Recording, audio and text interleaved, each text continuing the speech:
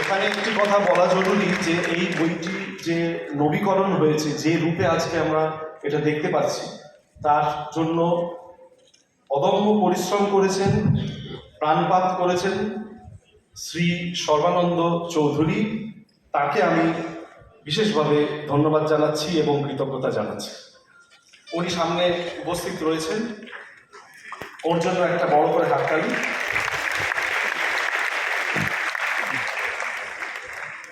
আমি একটু খাঁ সাহেবকে অনুরোধ করব দুটো কথা বলার জন্য।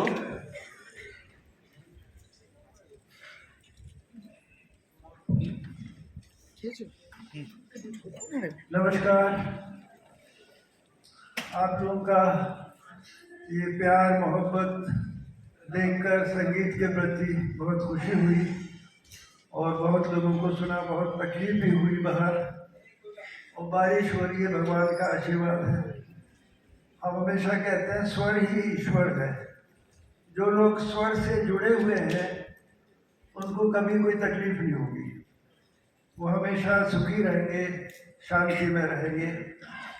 हमारे पंडित बुद्धदेव दास गुप्ता जी, उनकी याद में ये सब कुछ हो रहा है, हम लोग याद कर रहे हैं उनको, और उनके गुरु पंडित राधिका मोहन मोहत्रा जी। हमारे ही घराने के हम लोग जितने भी सरोद बजाते लोग वो एक ही घराना है, उसमें कोई डिफरेंस नहीं है। लेकिन हमारे दादा बुद्धदेव दास गुप्ता जी ने he gave a different dimension to sarod, और सबसे बड़ा उनका योगदान है कि बहुत सारे शागिर्द, बहुत सारे शिष्य बहुत अच्छा बजा रहे हैं और बहुत सेवा कर रहे हैं संगीत की। हमारी Kaushiki is a gift of God.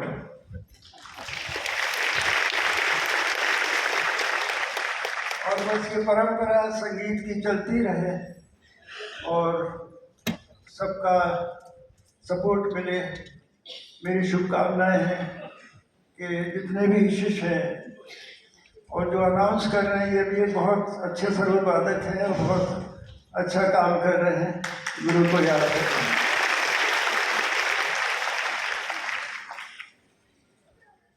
Kaushik একটু আরে বল না।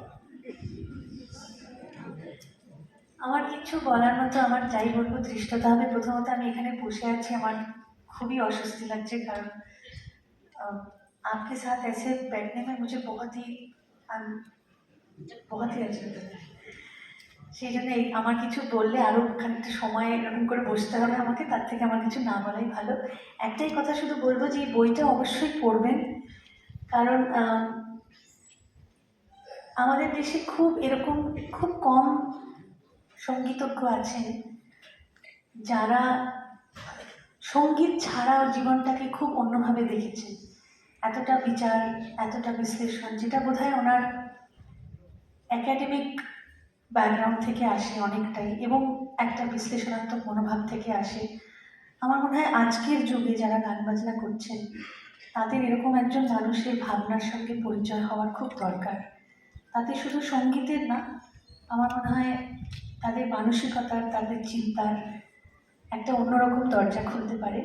সেই জন্য আমার অনুরোধ আপনাদের সকলের কাছে যে আপনারা এবং আপনাদের বাড়ির যারা ছোটরা আছেন, যারা গান বাজনা ভালোবাসেন, বিশেষ করে যারা গান বাজনা শেখেন, কলকাতা শহরে এরকম ছাত্রছাত্রীর সংখ্যা প্রচুর, এই বইটা অবশ্যই পড়বেন একটা মানুষের চিন্তা বোঝার জন্য, তার বিশ্লেষণ, বিচার, তার জীবনবোধ, সেটা বোঝার জন্য। আর একটা বিশেষ কারণে পড়বেন, কারণ এখানে 4 লাইন আমার সম্বন্ধে লেখা আছে।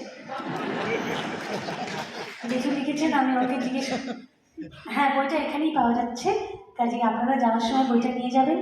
আর অনেক তো সারাক্ষণ ওই মোবাইলে স্ক্রোল করতে থাকেন, বই পড়া খুব ভালো অভ্যেস, শরীর ভালো থাকে। সেই জন্য মোবাইল না দেখে বই পড়বেন, খুব ভালো লাগবে। 4 লাইন লেখা আছে, খুঁজে বার করবেন কোথায় আমার সঙ্গে। হ্যাঁ, যে কথা বলতে চাইছিলিস না? কথা বলি, বাজে কথা বলতে গেছে তো। আচ্ছা, সকলকে ধন্যবাদ। আমরা এবার সরাসরি শেষ অনুষ্ঠান অর্থাৎ শরৎ বাদনে চলে যাব। 2 মিনিট চেয়ে নিচ্ছি একটু স্টেজটাকে সাজিয়ে নিতে।